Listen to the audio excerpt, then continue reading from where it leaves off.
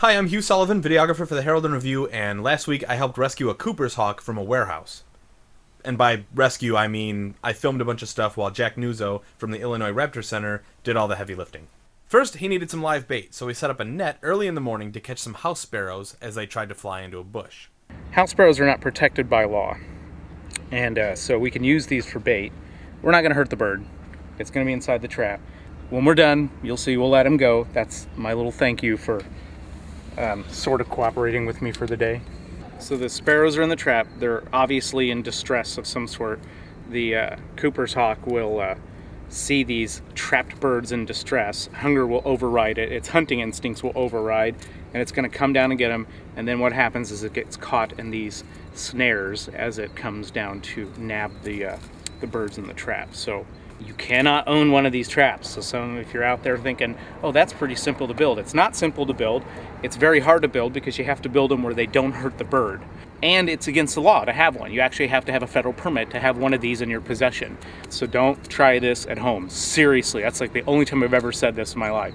Do not do this at home because you can get in a ton of trouble. So after setting the bait, we went into Mueller Distributing where the hawk was flying around. We found a nice aisle of beer cans that had plenty of clearance and thought we'd get a good shot of the bird kind of coming down at the trap, and it had a lot of space to set up multiple cameras. So we set up 3 GoPros, my Canon XH-A1, and then the little Canon Vixia on a monopod for me to keep with us the whole time. That way I was keeping a low profile and wouldn't scare the bird away.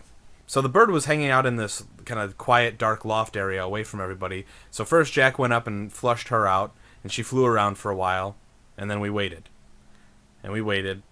But the bait birds were just too still. They weren't moving at all.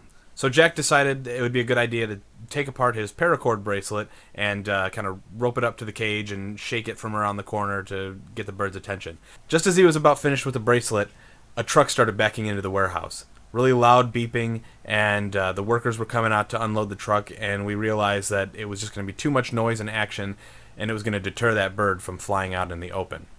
So it flew back into that loft area, and Jack figured that that was probably going to be the best place to catch it. So we went and set the cameras up there, and it wasn't long before that hawk took refuge from the large trucks and saw the helpless birds. And boom, hit the cage.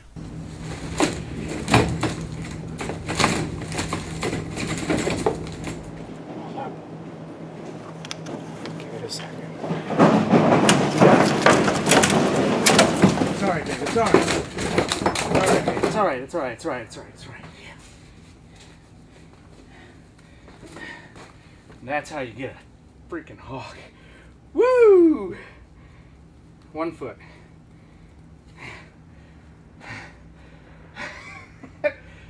This is why I do what I do. It's this rush. It's like a rush. Can't get enough of it. Woo! I'm sorry, babe, but in a second everything's gonna be awesome.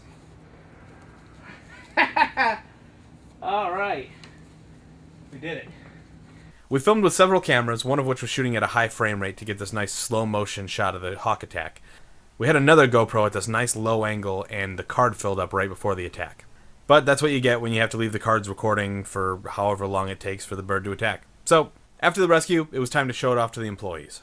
Yep, this is a female Cooper's hawk. It's a subadult. So this is a second-year bird. You can see by these kind of orangish eyes. A nice slate blue back. Nice size female. Really nice size. How come he's not throwing a fit? So will she nail you if you give her the chance? I don't trust her feet. That's why I got her feet under control, but I'm not worried about her beak. Beak's not that bad.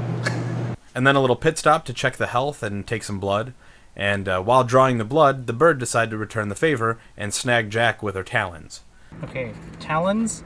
Super okay. Attitude is good. Perfect. Nervous system's good. Response time super fast. No ecoparasites. But he was fine and finished up the report and let her go.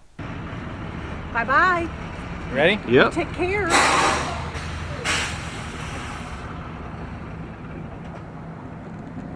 And as promised, he released the bait birds, all of which went unharmed for the whole ordeal. There you guys go. So thanks for watching. Subscribe to this channel. Go check out my personal channel where I have some fun stuff. And as always, check back every week where I talk about my experiences behind the camera.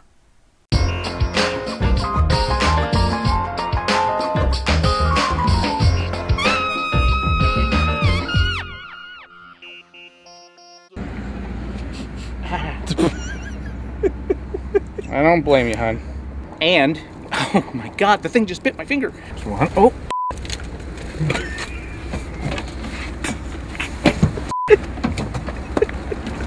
Get that on tape.